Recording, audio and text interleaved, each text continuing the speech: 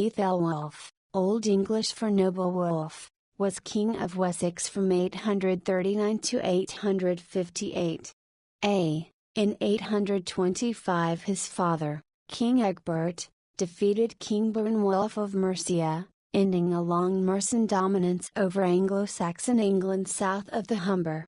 Egbert sent Æthelwulf with an army to Kent, where he expelled the Mercian sub-king and was appointed sub-king.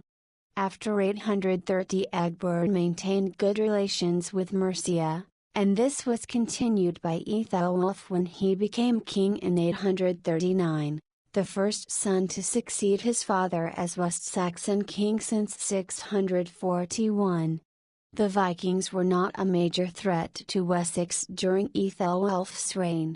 In 843 he was defeated in a battle against the Vikings at Carhampton in Somerset, but achieved a major victory at the Battle of Ackley in 851.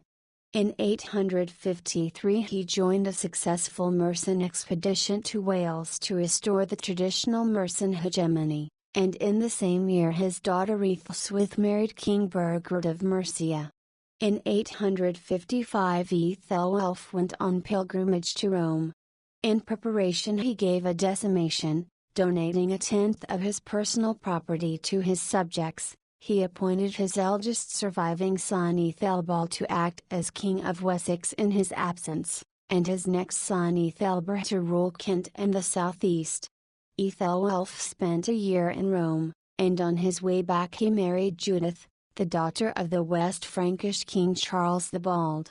When Æthelwulf returned to England, Æthelbald refused to surrender the West Saxon throne, and Æthelwulf agreed to divide the kingdom, taking the east and leaving the west in Æthelbald's hands. On Æthelwulf's death in 858 he left Wessex to Æthelbald and Kent to Æthelbert, but Æthelbald's death only 2 years later led to the reunification of the kingdom. In the 20th century Æthelwulf's reputation among historians was poor. He was seen as excessively pious and impractical, and his pilgrimage was viewed as a desertion of his duties. Historians in the 21st century see him very differently, as a king who consolidated and extended the power of his dynasty, commanded respect on the continent, and dealt more effectively than most of his contemporaries with Viking attacks. He is regarded as one of the most successful West Saxon kings, who laid the foundations for the success of his son, Alfred the Great. Background: at the beginning of the 9th century, England was almost completely under the control of the Anglo-Saxons, with Mercia and Wessex the most important southern kingdoms. Mercia was dominant until the 820s, and it exercised overlordship over East Anglia and Kent, but Wessex was able to maintain its independence from its more powerful neighbour. Offa, King of Mercia from 757 to 796, was the dominant figure of the second half of the 8th century. King Beornwulf of Wessex, 786 to 802, married Offa's daughter in 789. Beornwulf and Offa drove Æthelwulf's father Egbert into exile, and he spent several years at the court of Charlemagne in Francia. Egbert was the son of Ealhmund, who had briefly been king of Kent in 784.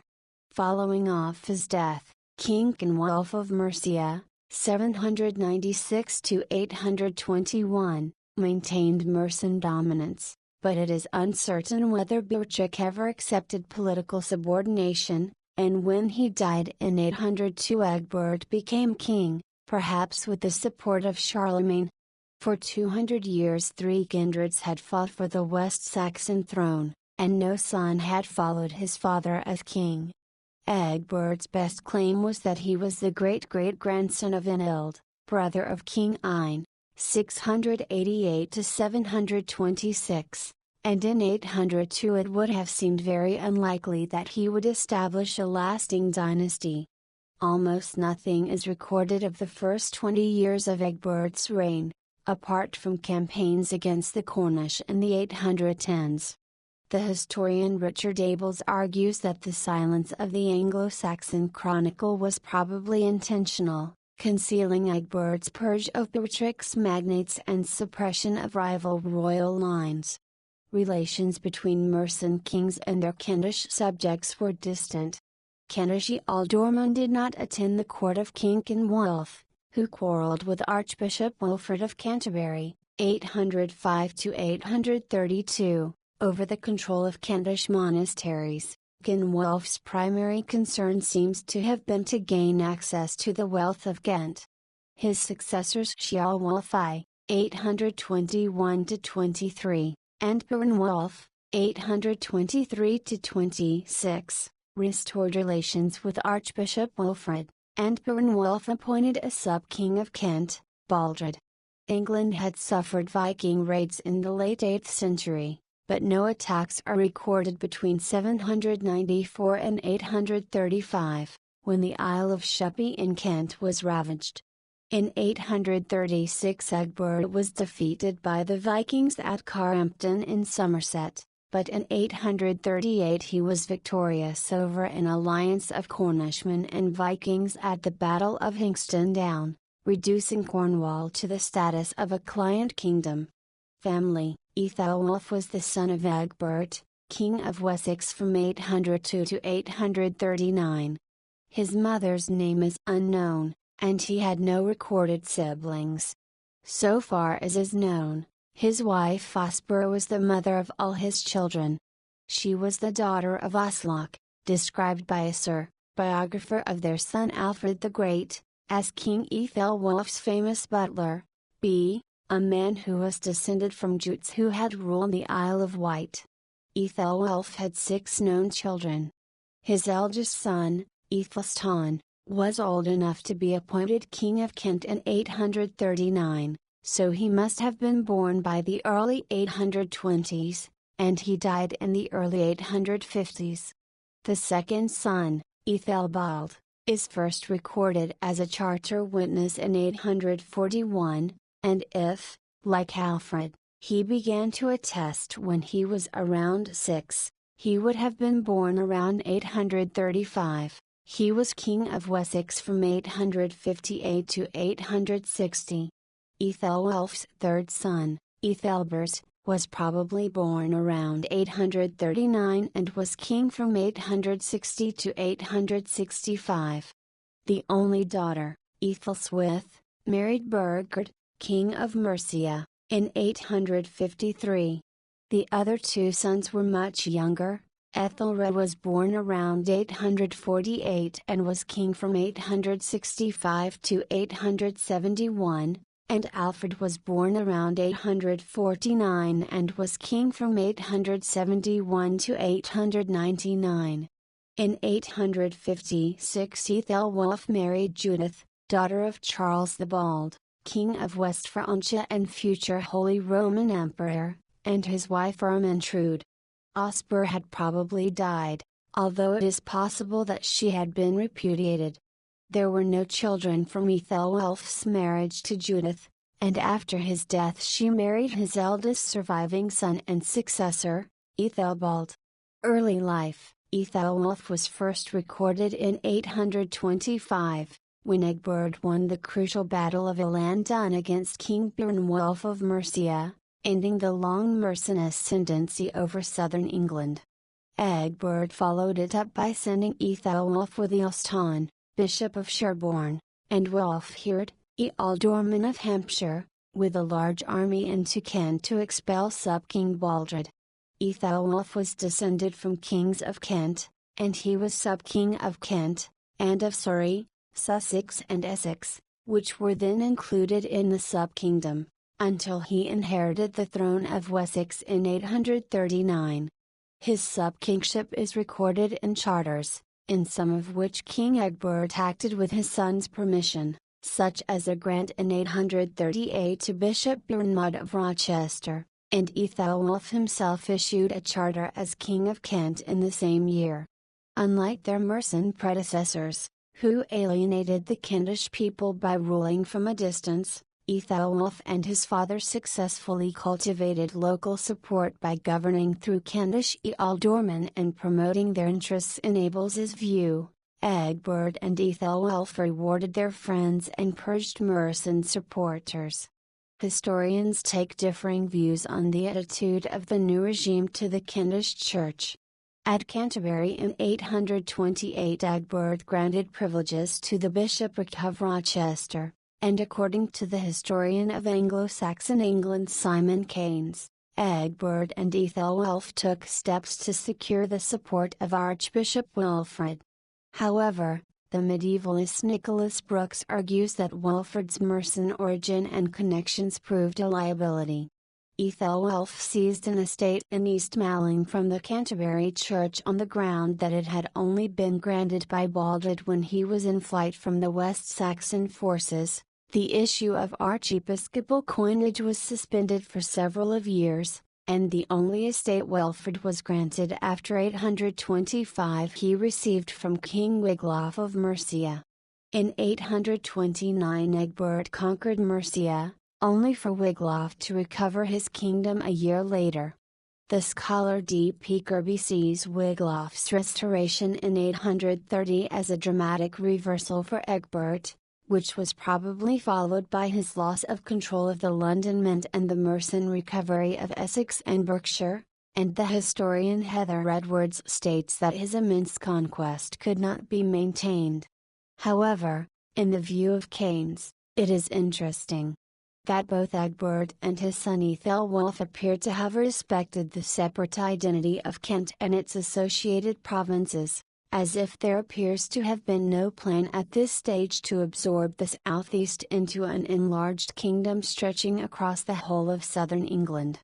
Nor does it seem to have been the intention of Egbert and his successors to maintain supremacy of any kind over the kingdom of Mercia.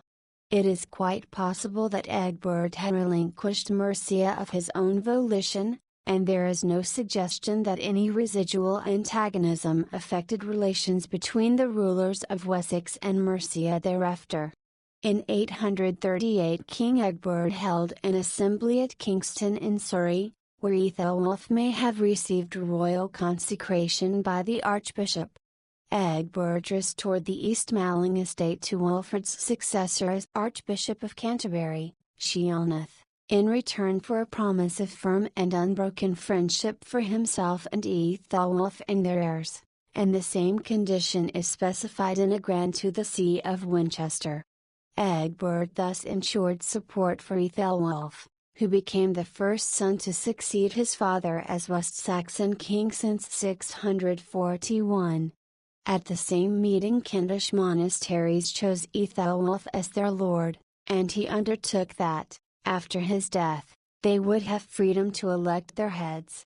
Wilfrid had devoted his archiepiscopate to fighting against secular power over Kentish monasteries, but Sheelnath now surrendered effective control to Æthelwulf, whose offer of freedom from control after his death was unlikely to be honoured by his successors.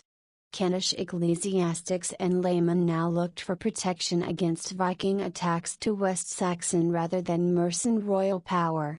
Egbert's conquest brought him wealth far greater than his predecessors had enjoyed, and enabled him to purchase the support which secured the West Saxon throne for his descendants. The stability brought by the dynastic succession of Egbert and Æthelwulf led to an expansion of commercial and agrarian resources, and to an expansion of royal income.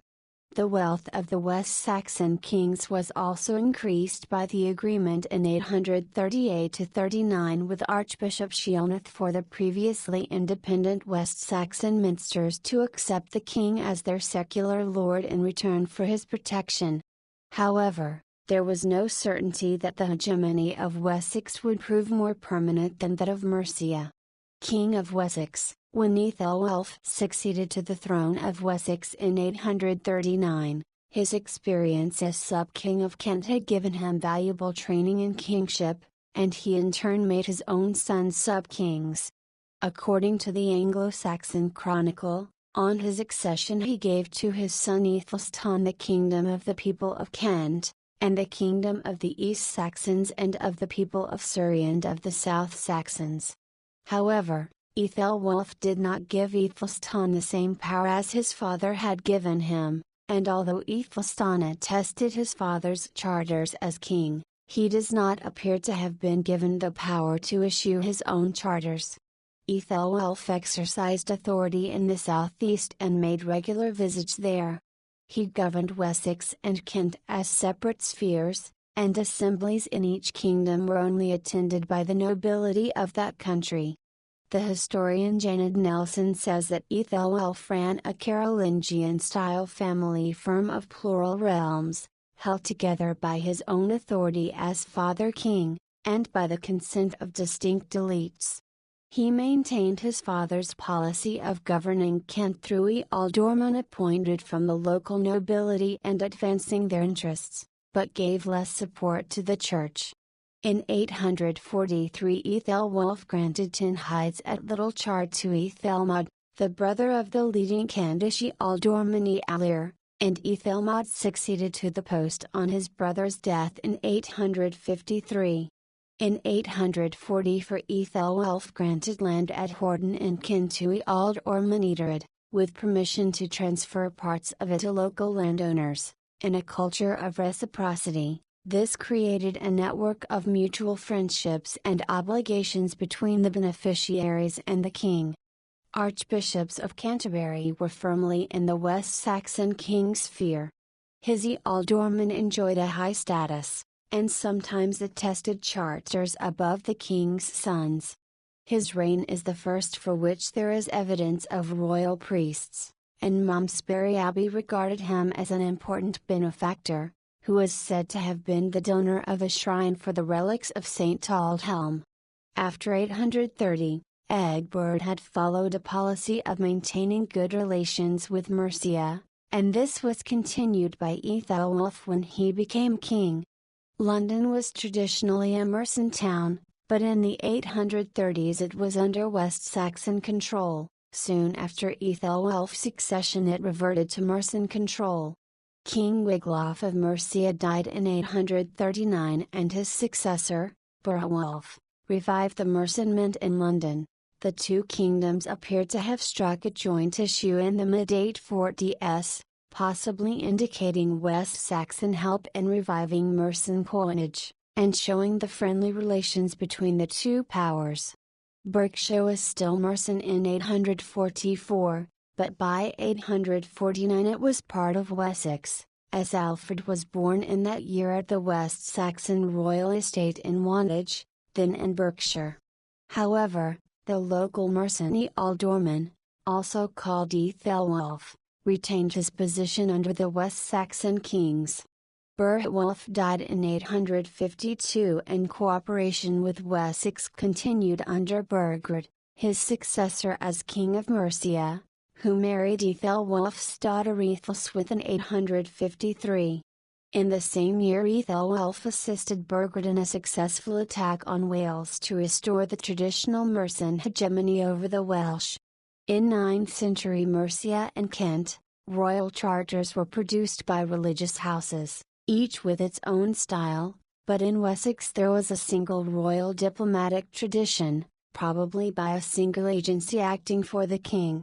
This may have originated in Egbert's reign, and it becomes clear in the 840s, when Æthelwulf had a Frankish secretary called Felix. There were strong contacts between the West Saxon and Carolingian courts.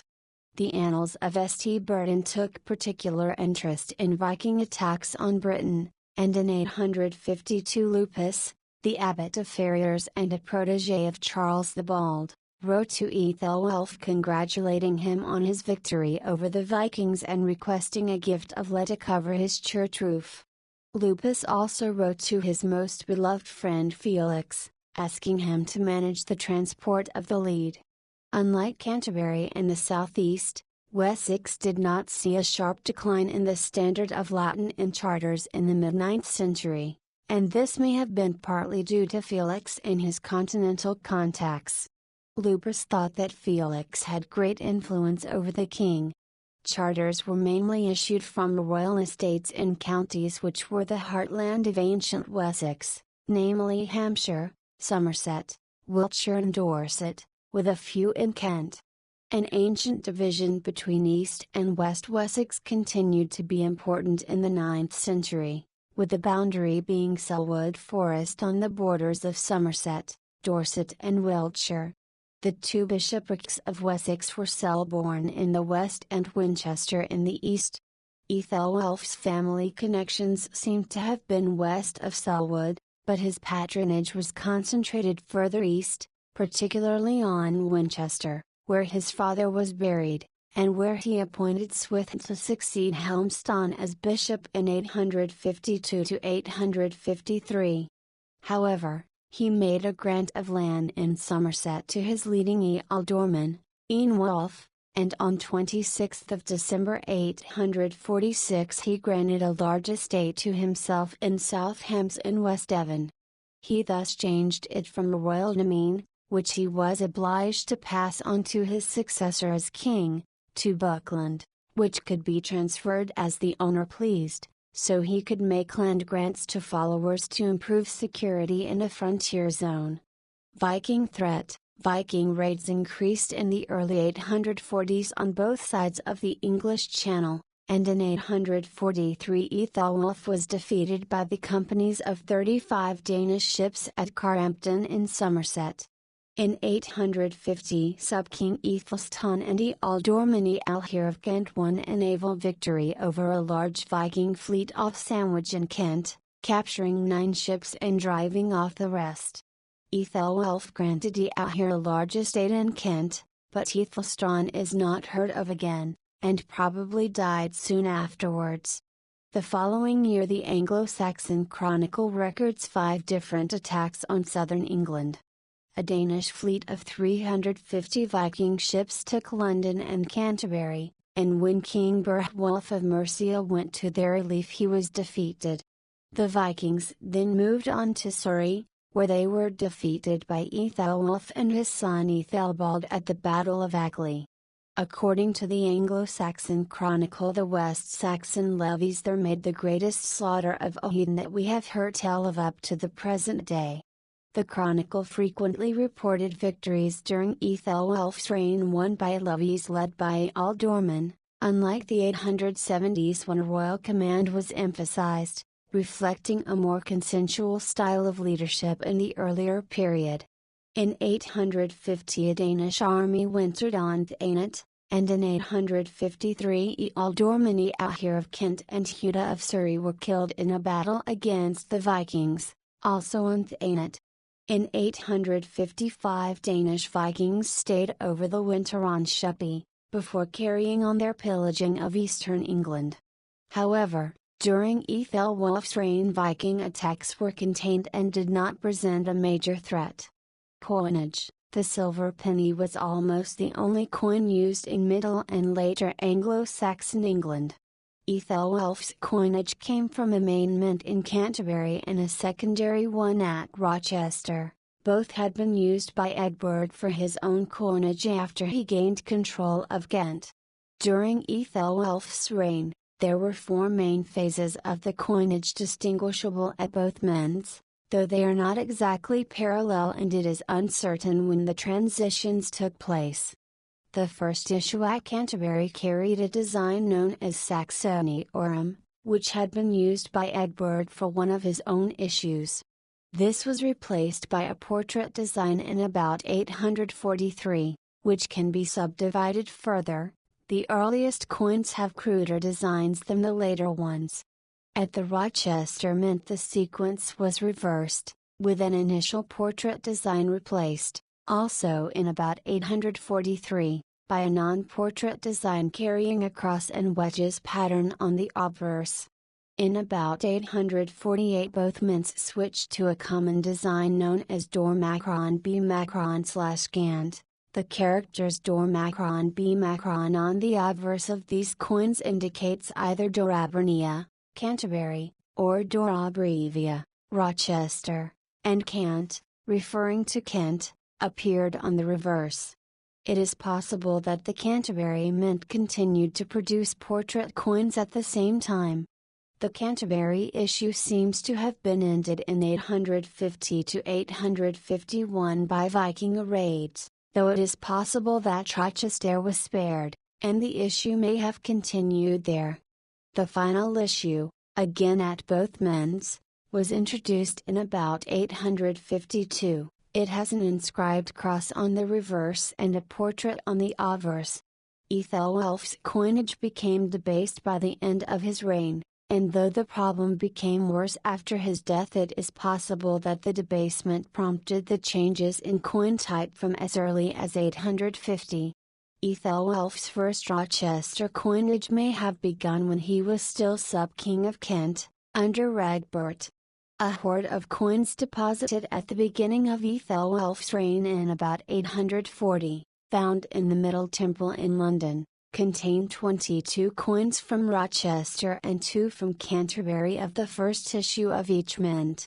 Some numismatists argue that the high proportion of Rochester coins means that the issue must have commenced before Egbert's death, but an alternative explanation is that whoever hoarded the coins simply happened to have access to more Rochester coins.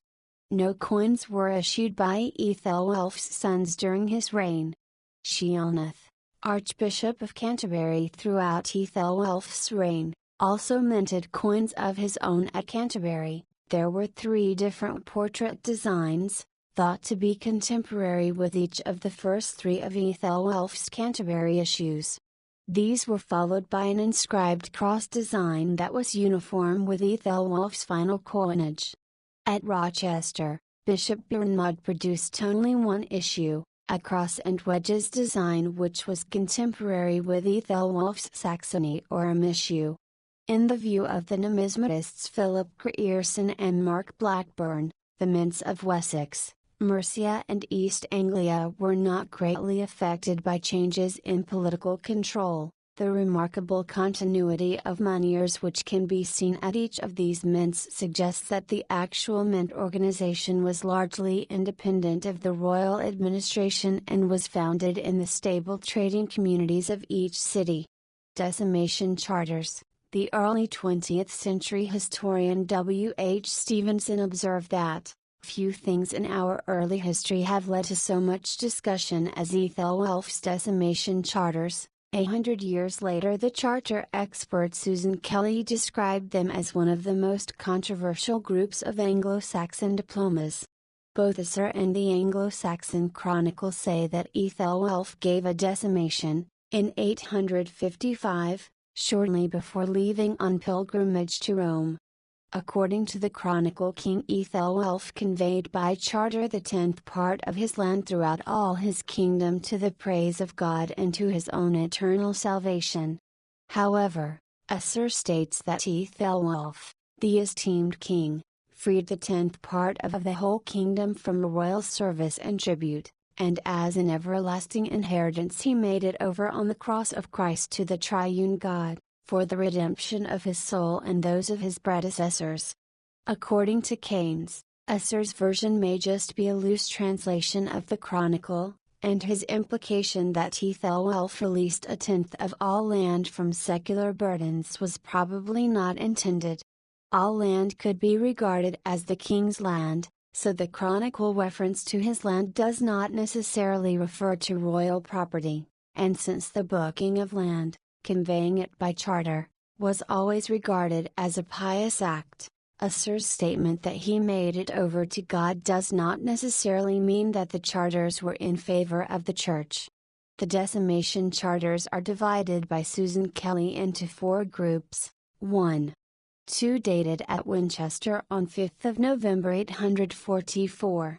In a charter in the Malmesbury Archive, Æthelwulf refers in the poem to the perilous state of his kingdom as the result of the assaults of pagans and barbarians. For the sake of his soul and in return for masses for the king and ealdormen each Wednesday, I have decided to give in perpetual liberty some portion of hereditary lands to all those ranks previously in possession, both to God's servants and handmaidens serving God and to laymen, always the 10th hide, and where it is less than the 10th part. 2. 6 dated at Wilton on Easter Day, 22nd of April 854. In the common text of these charters, Æthelwulf states that for the sake of his soul and the prosperity of the kingdom and the salvation of the people assigned to him by God, he has acted upon the advice given to him by his bishops, Coinites, and all his nobles. He has granted the 10th part of the lands throughout his kingdom, not only to the churches, but also to his thegns. The land is granted in perpetual liberty, so that it will remain free of royal services and all secular burdens. In return there will be a liturgical commemoration of the king and of his bishops and ealdormen. 3. 5 from Old Minster, Winchester, connected with the Wilton meeting but generally considered spurious. 4. 1 from Kent dated 855, the only one to have the same date as the decimation according to Chronicle and Isser. The king grants to his thegn property in Rochester on account of the decimation of lands which by God's gift I have decided to do. Dunn left the land to his wife with reversion to Rochester Cathedral. None of the charters are original, and Stevenson dismissed all of them as fraudulent apart from the Kentish one of 855. Stevenson saw the decimation as a donation of royal demesne to churches and laymen, with those grants which were made to laymen being on the understanding that there would be reversion to a religious institution. Up to the 1990s, his view on the authenticity of the charters was generally accepted by scholars, with the exception of the historian H. P. R.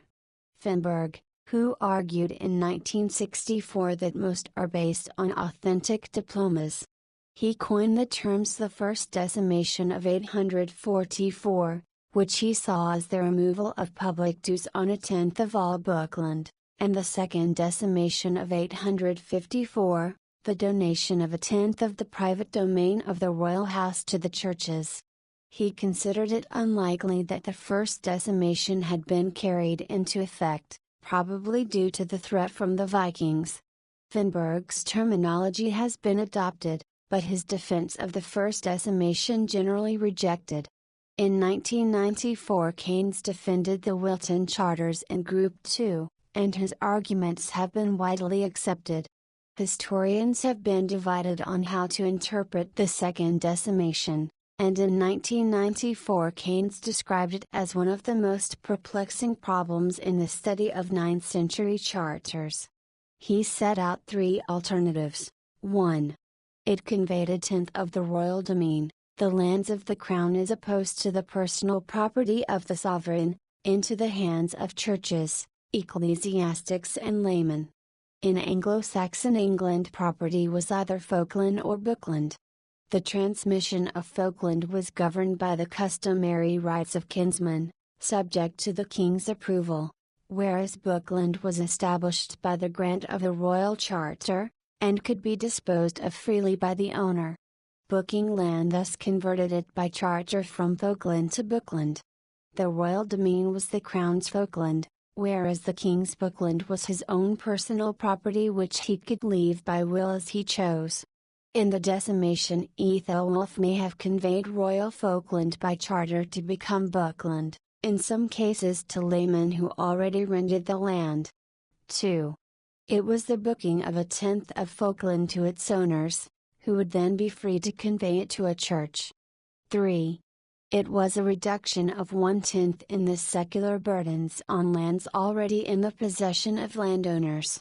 The secular burdens would have included the provision of supplies for the king and his officials, and payment of various taxes. Some scholars, for example Frankston, author of the Standard History of Anglo-Saxon England, along with Keynes and Abels, see the second decimation as a donation of royal demesne. In Abel's view Æthelwulf sought loyalty from the aristocracy and church during the king's forthcoming absence from Wessex, and displayed a sense of dynastic insecurity also evident in his father's generosity towards the Kentish church in 838, and an avid attention in this period to compiling and revising royal genealogies. Keynes suggests that Æthelwulf's purpose was presumably to earn divine assistance in his struggles against the Vikings, and the mid-20th century historian Eric John observes that a lifetime of medieval studies teaches one that an early medieval king was never so political as when he was on his knees.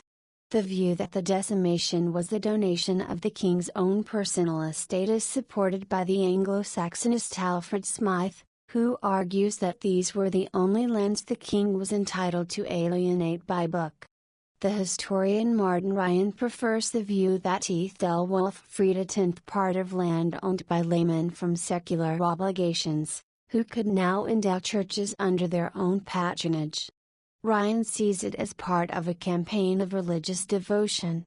According to the historian David Pratt, it is best interpreted as a strategic tax cut, designed to encourage cooperation in defensive measures through a partial remission of royal dues. Nelson states that the decimation took place in two phases, in Wessex in 854 and Kent in 855, reflecting the fact that they remained separate kingdoms. Kelly argues that most charters were based on genuine originals, including the first decimation of 844. She says, commentators have been unkind, and, the 844 version has not been given the benefit of the doubt. In her view, Æthelwulf then gave a 10% tax reduction on bookland, and 10 years later he took the more generous step of a widespread distribution of royal lands. Unlike Finberg, she believes that both decimations were carried out, although the second one may not have been completed due to opposition from Æthelwulf's son Æthelbald. She thinks that the grants of bookland to laymen in the second decimation were unconditional, not with reversion to religious houses as Stevenson had argued. However, Keynes is not convinced by Kelly's arguments, and thinks that the first decimation charters were 11th or early 12th century fabrications. Pilgrimage to Rome in later life. In the early 850s, Æthelwulf decided to go on pilgrimage to Rome. According to Abels, Æthelwulf was at the height of his power and prestige. It was a propitious time for the West Saxon king to claim a place of honor among the kings and emperors of Christendom. His eldest surviving sons Æthelbald and Æthelberht were then adults, while Æthelred and Alfred were still young children. In 853 Æthelwulf sent his younger sons to Rome, perhaps accompanying envoys in connection with his own forthcoming visit. Alfred, and possibly Æthelred as well, were invested with the belt of consulship. Æthelred's part in the journey is only known from a contemporary record in the Libra Vitae of San Salvatore, Brescia, as later records such as the Anglo-Saxon Chronicle were only interested in recording the honor paid to Alfred. Abels sees the embassy as paving the way for Æthelwulf's pilgrimage, and the presence of Alfred, his youngest and therefore most expendable son, as a gesture of goodwill to the papacy. Confirmation by Pope Leo IV made Alfred his spiritual son, and thus created a spiritual link between the two fathers. Kirby argues that the journey may indicate that Alfred was intended for the church, while Nelson on the contrary sees Æthelwulf's purpose as affirming his younger son's throne-worthiness, thus protecting them against being tonsured by their elder brothers, which would have rendered them ineligible for kingship. Æthelwulf set out for Rome in the spring of 855, accompanied by Alfred and a large retinue. The king left Wessex in the care of his oldest surviving son, Æthelbald, in the sub-kingdom of Kent to the rule of Æthelbert, and thereby confirmed that they were to succeed to the two kingdoms. On the way the party stayed with Charles the Bald in Francia, where there were the usual banquets and exchange of gifts. Æthelwulf stayed a year in Rome, and his gifts to St. Peter included a gold crown weighing 4 pounds, 1.8 kilograms, 2 gold goblets, a sword bound with gold, 4 silver gilt bowls, 2 silk tunics and 2 gold interwoven veils. He also gave gold to the clergy and leading men and silver to the people of Rome. According to the historian Joanna Story, his gifts rivaled those of Carolingian donors and the Byzantine emperor and were clearly chosen to reflect the personal generosity and spiritual wealth of the West Saxon king. Here was no Germanic hillbilly from the backwoods of the Christian world but, rather, a sophisticated, wealthy and utterly contemporary monarch. According to the 12th century chronicler William of Malmesbury, he helped to pay for the restoration of the Saxon quarter for English pilgrims, which had recently been destroyed by fire. The pilgrimage puzzles historians, and Kelly comments that it is extraordinary that an early medieval king could consider his position safe enough to abandon his kingdom in a time of extreme crisis. She suggests that Æthelwulf may have been motivated by a personal religious impulse. Ryan sees it as an attempt to placate the divine wrath displayed by Viking attacks, whereas Nelson thinks he aimed to enhance his prestige in dealing with the demands of his adult sons. In Kirby's view, Æthelwulf's journey to Rome is of great interest, for it did not signify abdication and a retreat from the world as their journeys to Rome had for Cædwalla and Ine and other Anglo-Saxon kings. It was more a display of the king's international standing and a demonstration of the prestige his dynasty enjoyed in Frankish and papal circles. On his way back from Rome, Æthelwulf again stayed with King Charles the Bald, and may have joined him on a campaign against a Viking warband. On 1st of October 856, Æthelwulf married Charles's 12 or 13-year-old daughter, Judith, at Verbury. The marriage was considered extraordinary by contemporaries and by modern historians.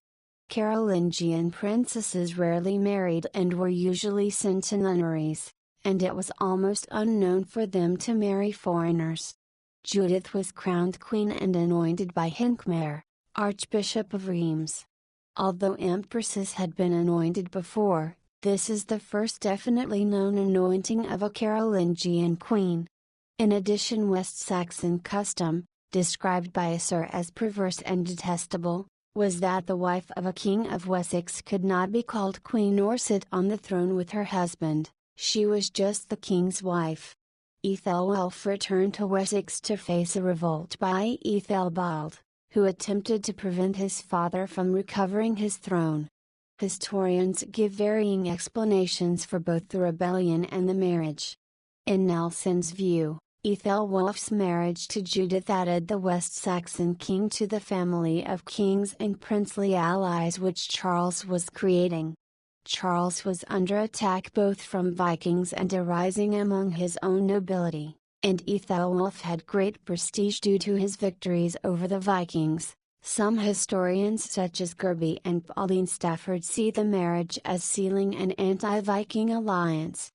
The marriage gave Æthelwulf a share in Carolingian prestige, and Kirby describes the anointing of Judith as a charismatic sanctification which enhanced her status, blessed her womb and conferred additional throne-worthiness on her male offspring. These marks of a special status implied that a son of hers would succeed to at least part of Æthelwulf's kingdom, and explain Æthelbald's decision to rebel. The historian Michael Enright denies that an anti-Viking alliance between two such distant kingdoms could serve any useful purpose, and argues that the marriage was Æthelwulf's response to news that his son was planning to rebel. His son by an anointed Carolingian queen would be in a strong position to succeed as King of Wessex instead of the rebellious Æthelbald.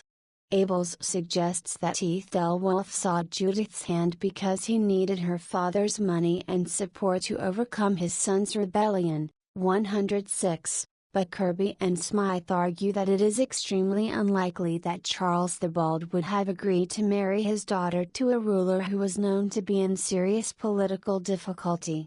Æthelbald may also have acted out of resentment at the loss of patrimony he suffered as a result of the decimation. Æthelbald's rebellion was supported by Ealstan, Bishop of Sherborne, and Æthelwulf, Ealdorman of Somerset, even though they appeared to have been two of the king's most trusted advisors.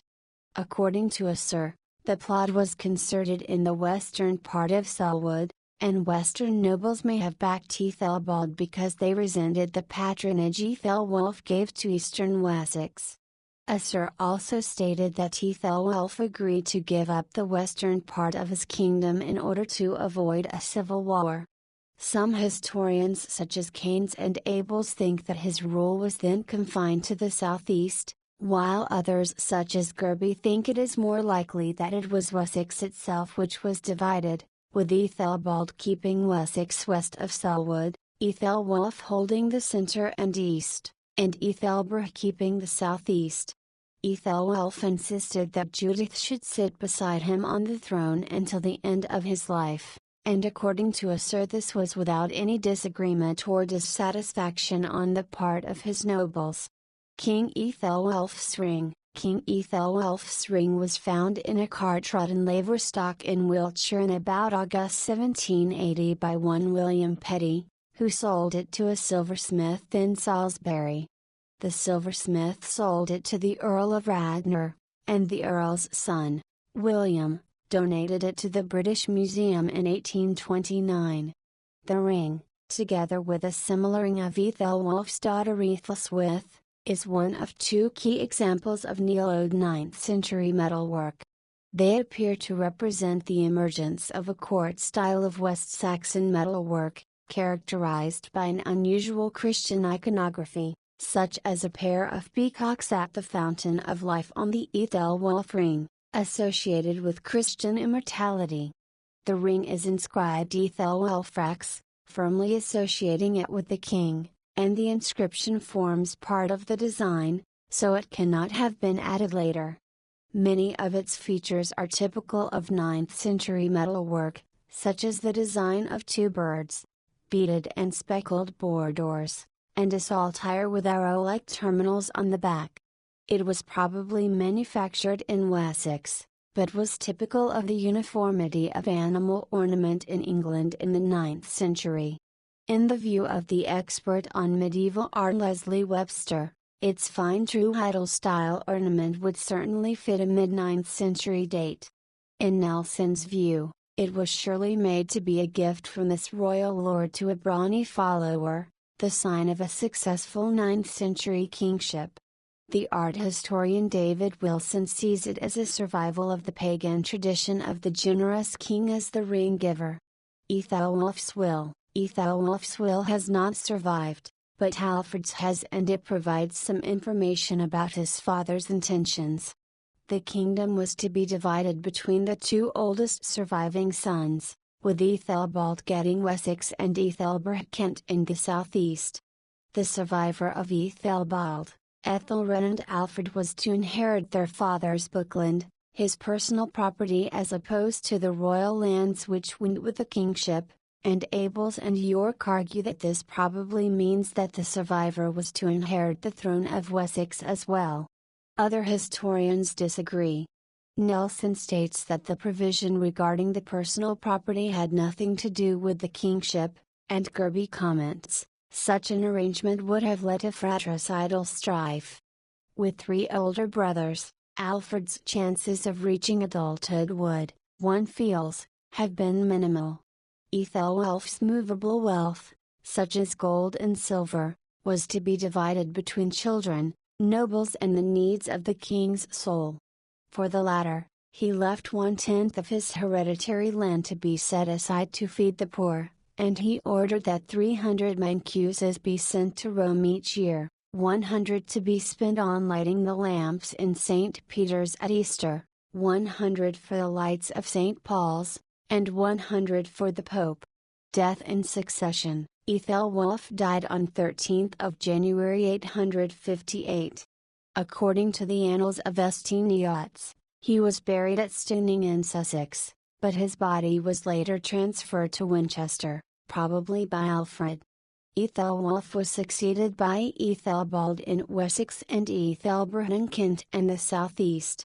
The prestige conferred by a Frankish marriage was so great that Æthelbald then wedded his stepmother Judith. To Asser's retrospective horror, he described the marriage as a great disgrace, and against God's prohibition and Christian dignity.